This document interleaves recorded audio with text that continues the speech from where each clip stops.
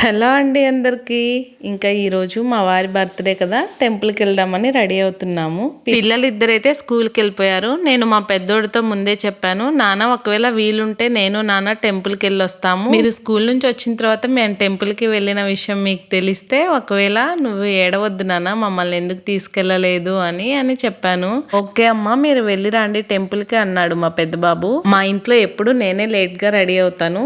ఈ రోజు మా వారు లేట్ అయ్యారు రెడీ అవ్వడంలో. నేను మా వారు ఇద్దరం రెడీ అయిపోయి టెంపుల్కి అయితే వెళ్ళాము. ఇంకా మేము టెంపుల్కి వెళ్ళేసరికి అక్కడ పూజారి గారు లేరు. నేను రావడం కొంచెం లేట్ అయిపోయింది కదా, ఇంకా దేవుడికి పూజ చేసి వెళ్ళిపోయారేమో పూజారి గారు. మేము వెళ్ళింది ఆంజనేయ స్వామి గుడికి.